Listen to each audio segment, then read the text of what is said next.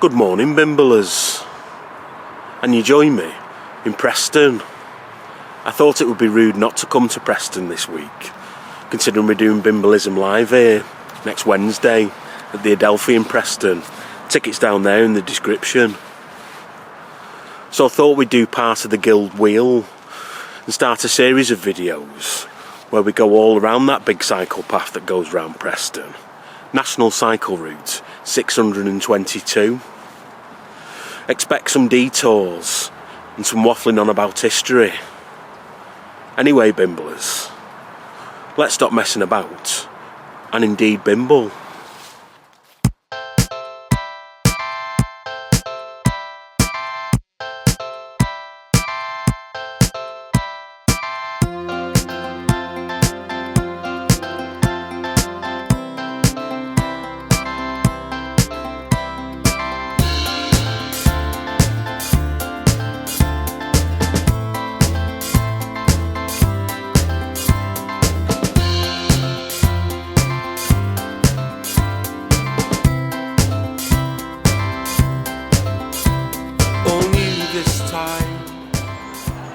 Well, Bimblers, this is what I'm calling the beginning of the Guild Wheel. The beginning of National Cycle Route 622. We're here in Avenham Park here in Preston. It's a Grade 2 listed park and it was opened in 1867. And it was all designed by a chap called Edward Milner. Do you know his father was a gardener as well? He was the gardener for the 6th Duke of Devonshire, William Cavendish. And it's that William Cavendish who we named our bananas after. We call our bananas the Cavendish banana, as opposed to the Gros Michel banana, which was the banana we used to eat in the past. Anyway, Edward followed in his father's footsteps, and he became quite famous in his own right. He designed the Italian gardens at Tatton Park, and he also designed the Pavilion Garden in Buxton. That was for the 7th Duke of Devonshire, also named William Cavendish. Avenham Park is full of all kinds of exciting things. Swiss chalets, a big statue of the 14th Earl of Derby, and some war memorials. But they used to have an old tram bridge, which I was very interested in. And it was a tramway that linked the Leeds-Liverpool Canal to what would have been the new Lancaster Canal at the time. It was supposed to be replaced by an aqueduct, very similar to the Loon Aqueduct, only it would have been called the Ribble Aqueduct. You see, the Lancaster Canal was supposed to join onto the Leeds-Liverpool Canal, but because they built the Loon Aqueduct and it cost so much money, they didn't have the funds to complete the Ribble Aqueduct. Therefore, the two canals never met. But the tramway bridge was left there for many years, up until last year when they knocked it down. But luckily for us Bimblers, they're building a new bridge there. Can't wait to see it finished. Anyway, should I go clockwise or anti-clockwise? What's that? Anti-clockwise. A very good decision. Let's bimble. Things to show me, but life just keeps turning back to the way things were before. All new this time, you would still see all that became attached from the way things were before. It just proves to me how it's meant to feel. We have motive, we have the time. We were meant to lead extraordinary lives. It changed with time. You still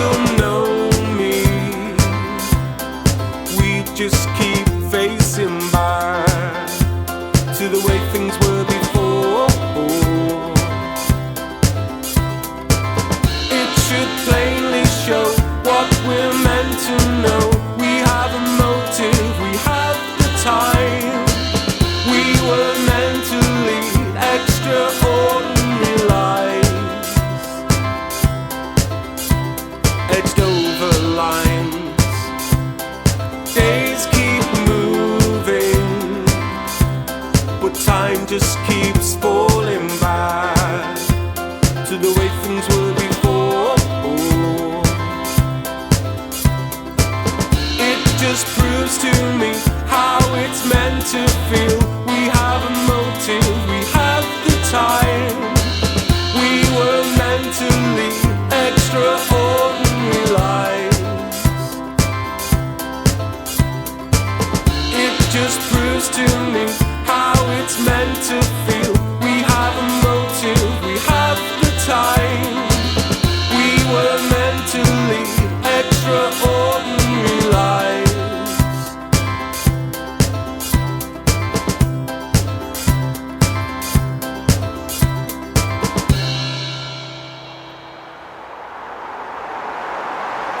Well, I know we've not been on it long, Bimblers, but it's time for a detour.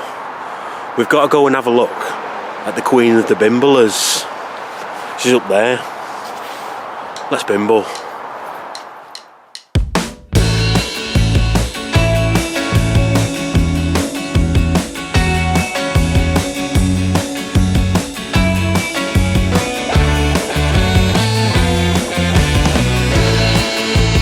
Minimal forces that grew magnetically brought me to you.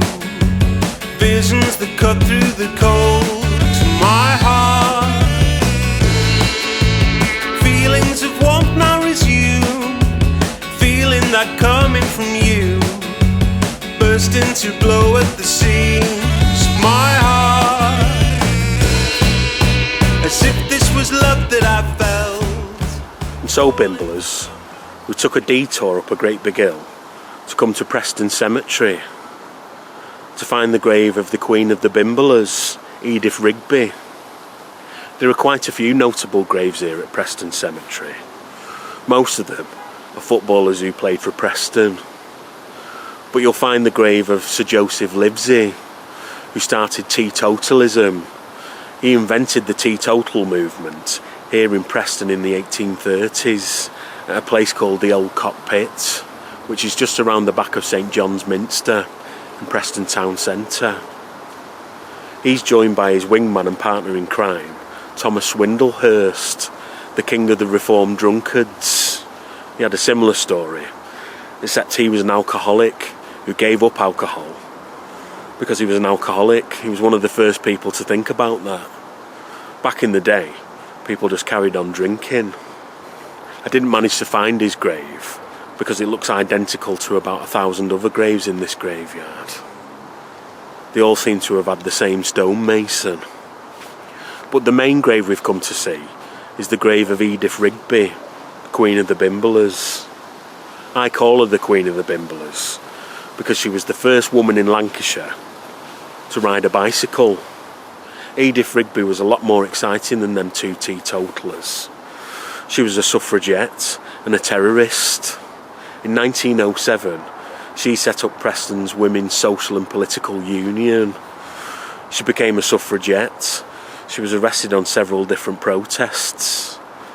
She actually planted a bomb in the Liverpool Cotton Exchange on the same weekend that she set fire to one of Lord Leverhume's bungalows at the top of Rivington Pike. Lord Leverhume being Sir William Hesketh Lever, you know, the fellow who made the soap at Port Sunlight. For those crimes, she was sentenced to 8 months hard labour, and for most of that 8 months, she was on hunger strike, which was good practice for when she became a vegetarian in later life. She died in 1950 at a home in Clanross, which is just near Llandudno. She was cremated in Birkenhead, but her ashes were brought back to Preston so they could be buried with her husband Charles and his father James. So there you go, the grave of the Queen of the Bimblers. Let's indeed bimble. Good evening, Bimblers. Bimblism Live is coming to a town near you this month. Wednesday the 19th of November at the Adelphi in Preston. Tickets are £10 plus a small booking fee, and they're only available from Mr Bimble. You'll get to watch Kieran perform his live show, International Bimble, for the final time. It's the story of how he got from his old back gate in Warrington over international borders. It's not to be missed. Let's bimble.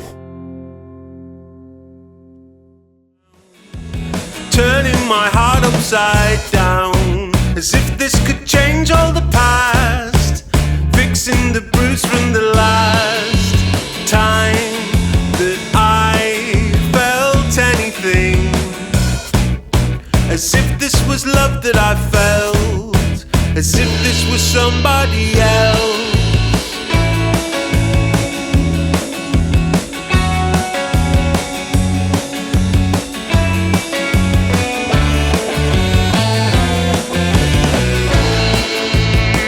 Out some colourful sparks, brought back to light from the dark, broke out in shimmering waves to my heart. Sepia tint but the same, familiar in simplified ways, broke down the lily white scars to my heart,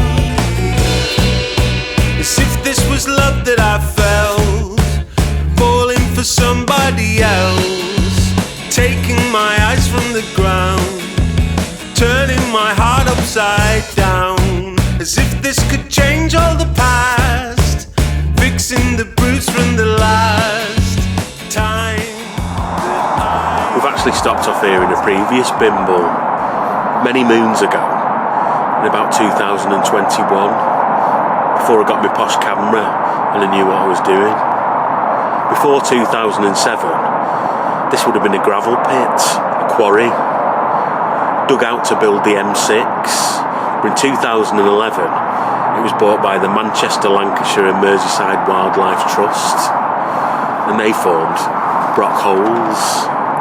It was a chap called Avenham that designed it, and he was inspired by the floating marsh houses in Iraq. Those houses are called Mudif, and they're where the Awari people of Iraq live, sometimes known as Marsh Arabs. They've been living in floating reed houses for over 5,000 years. But Brock Holes here in Preston isn't floating on reeds. It's floating on big blocks of concrete, 2-metre wide pontoons floating on the lake. The whole complex is about the same size as a football pitch, and you'll find a handful of shops, some nice toilet facilities, and a restaurant. I nearly bought a butty, but a cheese butty here was £4.20, and it was only on normal bread, so I've swerved that. I did buy a Pepsi Max though. Anyway, Bimblers, can't stop here enjoying myself all day. We've got to get to the end of today's journey and talk about the man who came up with this guild wheel business. Let's Bimble.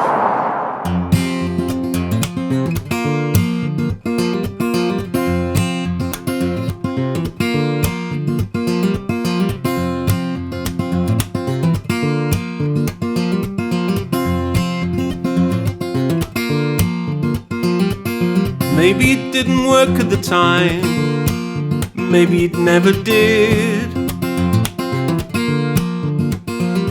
A mistake that made the distance, or a trying way to live.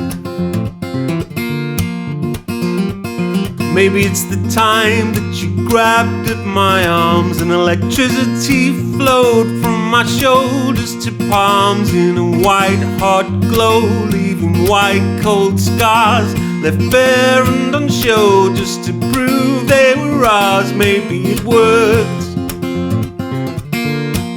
maybe it never did, maybe it never was quite like how it is.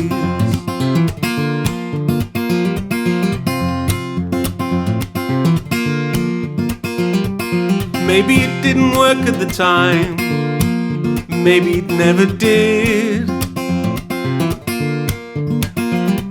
A novelty improvement left lonely as it gives.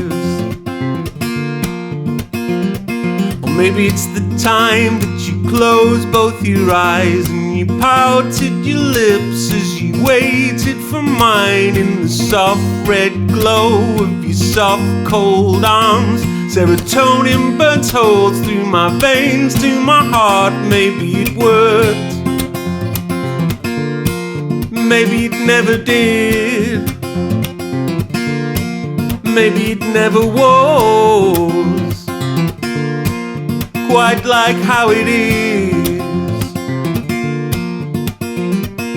Maybe it's the time that I wanted to say that my limbs won't move more than 2 feet away from your day glow side luminescent sparks.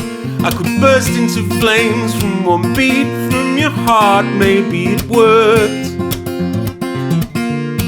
maybe it never did, maybe it never was quite like how it is. Maybe it worked, maybe it never did, maybe it never was quite like how it is. It's a bloody great big hill, that Bimble is. Really took it out of me. Especially since I've had my 3rd cold of the month. That's 3 colds and 1 sickness bug, all in 1 month. Never have kids. Anyway, we made it up the big hill and past the crematorium, coughing and spluttering the whole way. Surprised they didn't drag me in and put me out of my misery. But we've made it to a very modest piece of parkland called Peter's Garden. It was all put together in honour of a fella called Peter Ward, and it's him we have to thank for the Guild Wheel Cycle Path, National Cycle Route 622. Peter Ward was an international cyclist and a member of the Ribble Valley Cycle Club. In 2012 he was given the MBE for his work as a counsellor here in Preston. But unfortunately, in 2017 he died. His funeral procession was actually led by the Ribble Valley cyclists, and they gave him the Guard of Honour as he went into St John's Minster to have his funeral. He was 83 years old, but it's thanks to him that we got the Guild Wheel Cycleway, 21 miles of traffic-free cycling. It was all his dream, and it came true eventually. Very enjoyable it is. But for now, that has to be the end of part 1, because it's going to go dark. And I suppose I'll meet you here for part 2. I don't know when, like.